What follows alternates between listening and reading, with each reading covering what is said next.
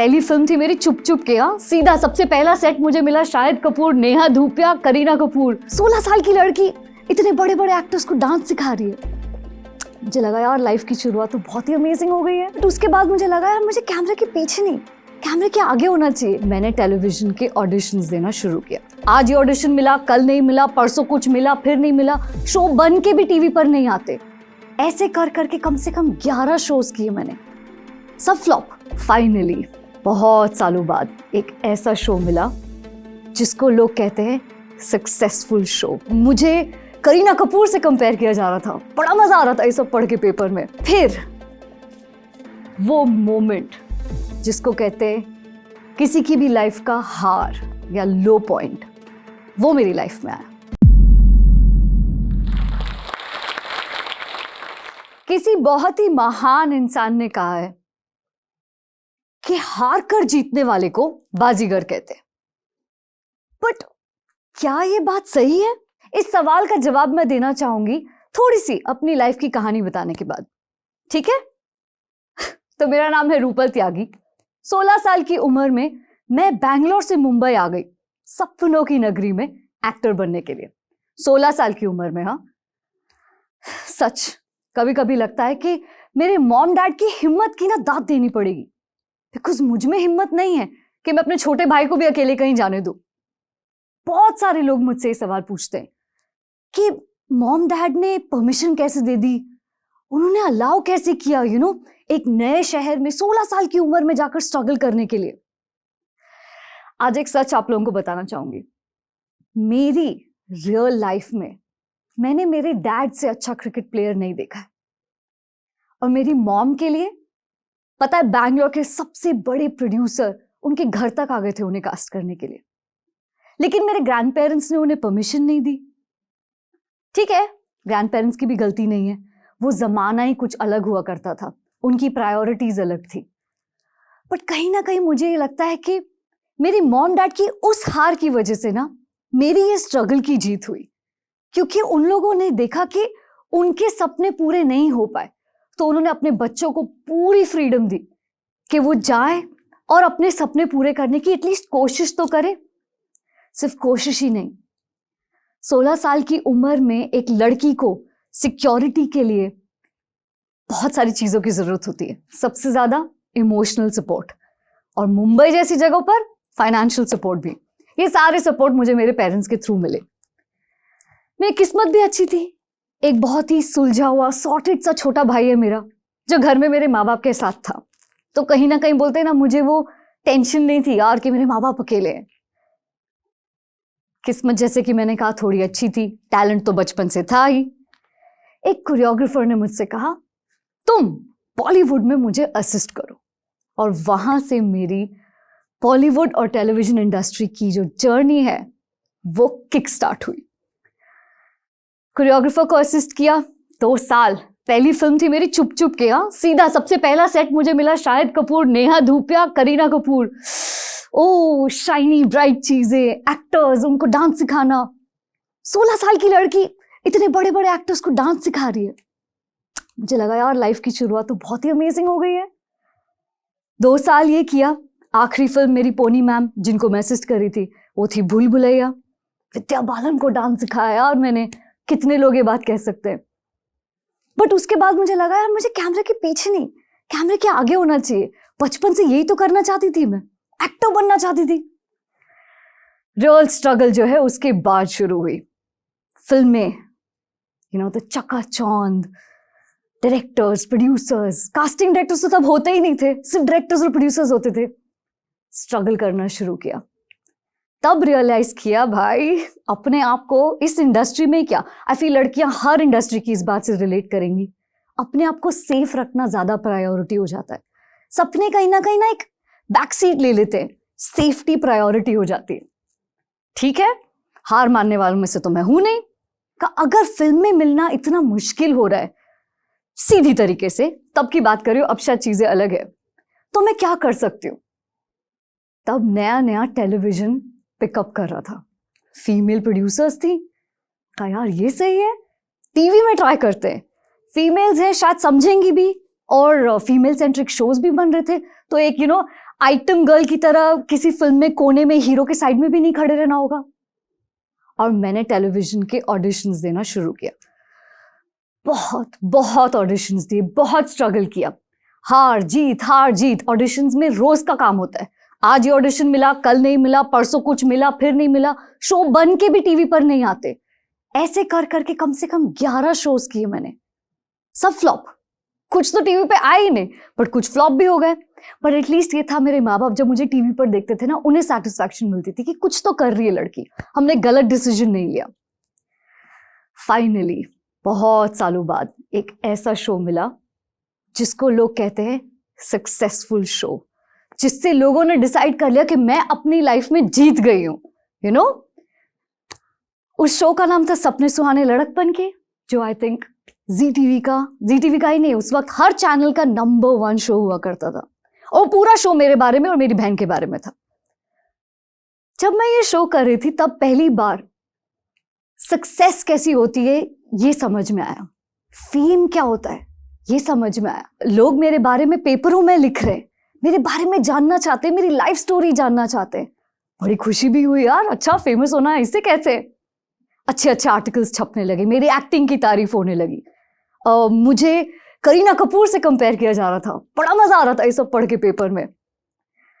तब तक पैसे भी ठीक ठाक कमा रही थी, तो जो छोटी मोटी चीजें होती है जो इंसान सोचता है सक्सेस, वो कहीं ना कहीं मैंने करना शुरू कर दिया था। बस ऑटो छोड़कर गाड़ी से ट्रैवल कर रही थी अब मैं, एक छोटा सा घर भी था मेरा। ऐसा लगा लाइफ सुधर रही है यार, सक्सेसफुल इसको बोलते हैं। फिर वो मोमेंट जिसको कहते हैं किसी की भी लाइफ का हार या लो पॉइंट, वो मेरी लाइफ में आया। सडनली जिस लड़के से मैं बहुत प्यार करती थी, उसने डिसाइड किया यार ये नहीं, मेरे को दूसरी भी कोई और पसंद है, शायद मेरी एक्स, या चलो मैं 2 टाइम करता या जो भी वो कर रहा था। दिल तो टूटा ही, साथ में हर चीज पेपर में छपी। दिल टूटना सच क्या था, झूठी कहानियां भी। जो लोग थे वो इस न्यूज का भी फायदा उठाने लगे, जो पॉपुलर नहीं भी थे वो भी पेपर में अपना नाम छपवाने लगे। तब समझ में आया कि फेम के ना 2 पहलू होते हैं। जब तक लोग तुम्हारे बारे में अच्छी अच्छी चीजें लिखते हैं, बहुत अच्छा लगता है फेमस होना। जब तुम्हारे बारे में लोग बुरी छोटी चीजें लिखना शुरू करते, तब दुख भी बहुत होता है, गुस्सा भी बहुत आता है। मैं बहुत छोटी थी तब, मुझे पता भी नहीं था कि ये सब फेम, सक्सेस, पैसे, सबको हैंडल कैसे करे इंसान, एक्चुअली इन सब चीजों से डील कैसे करे। कोई स्कूल क्यों नहीं बनाता जहां पहले सिखाया जाए कि देखो बेटा, जब तुम एक्टर बनोगे और फेमस बनोगे ये करना पड़ेगा। हमें तो पता ही नहीं था, हम तो बस आ गए, चलो एक्टिंग करेंगे, फेमस होंगे।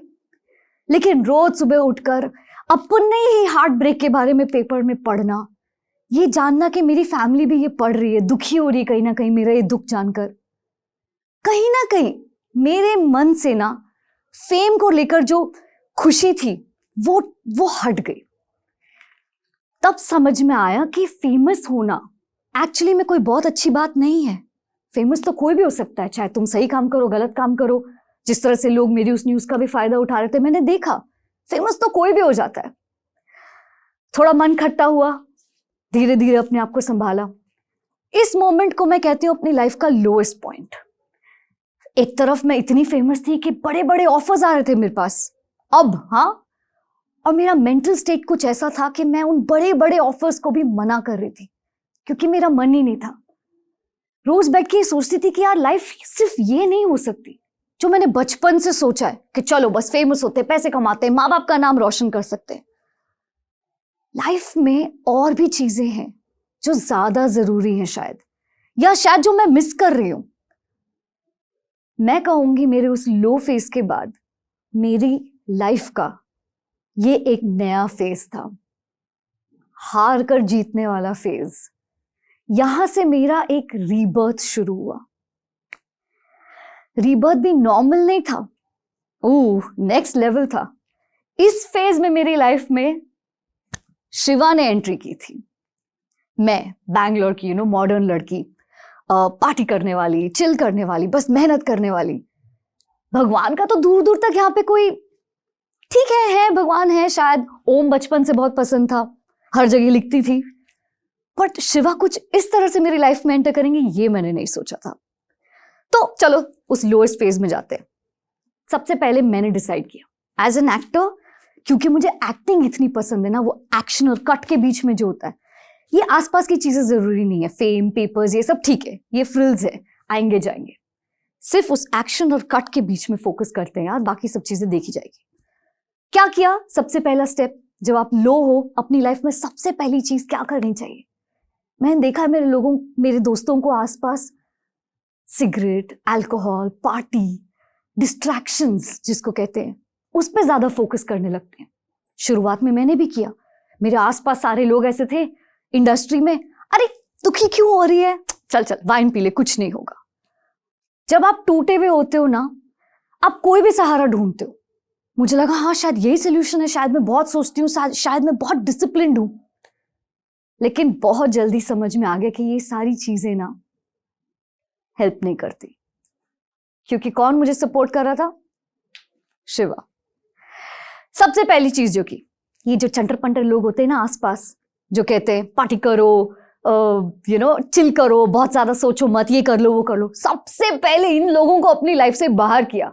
टॉक्सिक लोग, गोल्ड डिगर्स जो मेरे दोस्त थे, पार्टी वाले जो लोग होते हैं, समझ गई थी मैं कि इन लोगों की लाइफ खुद देख लो, कहीं नहीं जा रही, इनकी एडवाइस सुनूंगी तो भाई मेरी भी लाइफ कहीं नहीं जाएगी। तो ये भी आपकी अपनी रिस्पॉन्सिबिलिटी कि आप अपने आसपास उन लोगों को रखें जो आपको बढ़ाएं लाइफ में, इस तरह से घटाएं नहीं, तो ठीक है, सबसे पहले इनको बाहर किया। उससे क्या हुआ? मेंटल हेल्थ इंप्रूव हुई, फिजिकल हेल्थ इंप्रूव हुई, क्योंकि अब मैं पार्टी करने की जगह जिम जा रही थी, वर्कआउट कर रही थी, स्विमिंग कर रही थी, अपना ख्याल रख रही थी। सबसे पहली चीज जब लो फील करो ना, यही करो, अपनी मेंटल और फिजिकल हेल्थ का ख्याल रखो। इस बात को प्लीज ध्यान में रखना, ये बहुत जरूरी है। दूसरा, वेरी इंपॉर्टेंट, अपना एक सेफ्टी नेट बनाओ। अब सेफ्टी नेट मतलब क्या? अपने मॉम, डैड, भाई बहन, जो क्लोज दोस्त है, उन्हें अपने पास रखो। लाइफ में यही लोग हैं जो सच बोलेंगे। जब आप सक्सेसफुल होते हो ना, सब आपके पास आते, आपकी तारीफ करते, चाहे आप गलत से गलत चीज क्यों ना कर रहे हो, सबको लगेगा जो भी आप कर रहे हो सही है, बट उनकी बातें मत सुनो, क्योंकि जब लो फेस चलेगा ना, यही लोग आके आपकी अच्छी से अच्छी आदत को भी क्वेश्चन करेंगे। तो ये बात हमेशा ध्यान में रखना कि अपना सेफ्टी नेट, जो आपके क्लोज लोग हैं ना, उनको अपने पास रखना। ये बाकी के चंटर पंटर जरूरी नहीं है, उन्हें हटा दो। तीसरी चीज जो बहुत कम लोग कहते हैं, आजकल का ट्रेंड है, अपना पैशन फॉलो कर यार, पैसे वैसे आ जाएंगे, पैशन फॉलो कर, काम वाम छोड़, यूट्यूबर बन जा। ठीक है, अगर आपको पता है आपके अगले मील्स कहां से आने वाले हैं, आपका अगला खाना कहां से आने वाला है, तो ठीक है, आप छोड़ दो सब कुछ। लेकिन फाइनेंशियली इंपॉर्टेंट है कि आप थोड़े सिक्योर हो। हम रहते इस सोसाइटी में, हम सब कुछ छोड़ छाड़ के बैठ नहीं सकते, क्योंकि हमें एक रूफ चाहिए, हमें खाना चाहिए। तो पैशन फॉलो करो, लेकिन बेवकूफी में नहीं। अपना फाइनेंशियल स्टेटस स्ट्रांग रखना जरूरी है। मैं नहीं कह रही हूं कि आप मर्सिडीज बेंज में घूमो, बट बेसिक चीजें हमारे पास हमेशा होनी चाहिए। पहले उसको सॉर्ट आउट करो और साथ साथ में अपना पैशन फॉलो करो। ये 3 चीजें मैंने रियलाइज किया बड़ी मुश्किल से उस टाइम पर कि करना बहुत जरूरी होता है, क्योंकि गलत लोगों की संगत में कई बार ऐसा होता है कि पैसे भी खर्च हो जाते हैं। हेल्थ तो गई, पैसे भी खर्च हो गए। 30 हजार के जूते खरीद रहे हम लोग, कल खाना कहां से आएगा ये नहीं पता। क्यों? क्योंकि जिमी चू होना बहुत ज्यादा जरूरी है? बिल्कुल नहीं। तो ये फाइनेंशियल विजडम होना बहुत बहुत जरूरी है। और आखिरी बात जो मैं कहना चाहूंगी, जो कि मेरे फर्स्ट क्वेश्चन को समवेयर आंसर करता है, लाइफ जो है ना, इसमें सक्सेस फेलियर हमेशा आता ही जाता रहेगा, आता जाता रहेगा। तो उसको बैलेंस करने के लिए आपको क्या चाहिए? ऐसा नहीं होगा कि आज आप सक्सेसफुल हुए, कल फेलियर हो गए, फिर आप कभी सक्सेसफुल ही नहीं हुए या सिर्फ फेलियर ही रह गए। ये अप एंड डाउन चलते रहेगा। उसको मैनेज करने के लिए क्या चाहिए? याद है मैंने आपसे कहा था मेरी लाइफ में शिवा है। कैसे? मेडिटेशन के थ्रू, मेडिटेशन करना मैंने शुरू किया, अपने आप को मेडिटेशन के थ्रू ढूंढना शुरू किया, अपने आप को ढूंढना शुरू किया, तो कहीं ना कहीं शिवा भी मिले। जब शांति से बैठते हो ना और शिवा का नाम लेते हो, सारी सारी मुश्किलें दूर हो जाती। तब सक्सेस, फेलियर, फेम, पैसा कुछ मैटर नहीं करता, सिर्फ भोलेनाथ मैटर करते हैं। करके देखना। हम इंडिया में रहते हैं, ध्यान हमारा कल्चर है, ध्यान नहीं लगा सकते? हर जगह मंदिर है, मस्जिद है, चर्चेस हैं, जो रास्ता आपको ठीक लगे अपनाओ। लेकिन जब खुद को ढूंढने निकलोगे ना, समवेयर देखना भगवान को ही पाओगे, ऊपर वाले को पाओगे, जो भी आप उन्हें बुलाना चाहो। मेरे लिए वो शिवा है। आज मेरी लाइफ में एक गुरु है, मैं मेडिटेट करती हूं, और सक्सेस आए, फेलियर आए, पैसा आए, कुछ फर्क ही नहीं पड़ता, क्योंकि यहां अंदर से मैं खुश हूं। बाकी सब चीजें तो ठीक है, आ रही है लाइफ में, अच्छा है। सच कहूं तो on a lighter note, Shiva की वजह से मुझे लगता है यार मैं दिखने भी ज्यादा अच्छी लगी हूं। सच, मेरी पुरानी फोटोज देखो, तब में और आज में बहुत फर्क है। लोगों को लगता है शायद मैंने सर्जरी कराई, अब उनको क्या पता, वैसे तो ये सब तो शिवा का कमाल है। सच, कोई सर्जरीज नहीं कराई है मैंने, बस रोज ध्यान करती हूँ, एक हेल्दी लाइफस्टाइल जीती हूँ, वो ही मैजिक है लाइफ का। तो रही बात उस सवाल की कि क्या हारकर जीतने वाले को बाजीगर कहते हैं? नो। मेरे ख्याल से जिंदगी में हार जीत तो लगी रहेगी। जो उस जीत को अपने सर पे ना जाने दे और जो उस हार को अपने दिल से ना लगने दे, वो बाजीगर है। बाकी सब कुछ इंपॉर्टेंट नहीं है। खुश रहो, अपना ख्याल रखो, खूब पैसे कमाओ, अपने आसपास के लोगों को, अपने परिवार को खुश रखो, रिस्पेक्ट करो। लाइफ उतनी छोटी सी ही है, उतनी ही सिंपल है। बस आज के लिए उतना ही कहना चाहूंगी।